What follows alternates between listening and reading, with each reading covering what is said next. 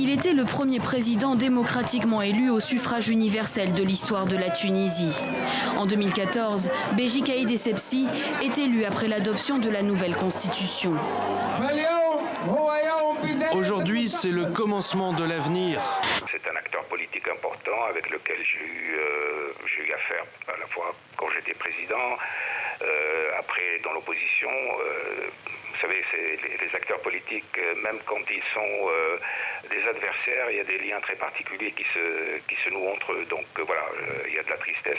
Les funérailles de président Béji Caïd Essebsi auront lieu le samedi prochain. Le ministre des Affaires étrangères, il a commencé à envoyer les invitations aux présidents de différents pays pour assister après-demain aux funérailles.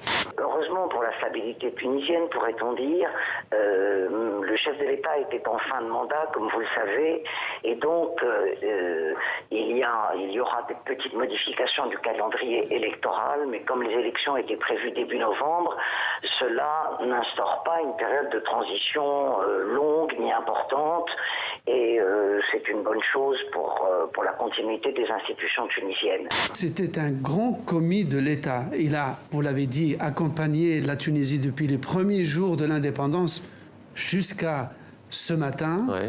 Et c'est un homme qui n'est pas un homme d'action, ce n'est pas un grand visionnaire, il n'a pas provoqué de remous particuliers, mais il a servi de façon rigoureuse, en bon homme de dossier, de façon tout à fait légitimiste, tous les gouvernements. Je crois que c'était la bonne personne au bon moment, au bon endroit, qui a su, après son élection de 2014, finalement assurer la stabilité à un pays qui a traversé une période chaotique.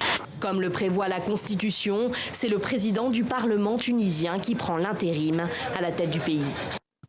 Je voudrais saluer ce que le président Béji Caïd Essebsi a fait pour construire un État indépendant, puis en être le président pendant ces 5 dernières années. Nous appelons le peuple tunisien à être uni et solidaire pour pouvoir progresser et répondre aux revendications du peuple.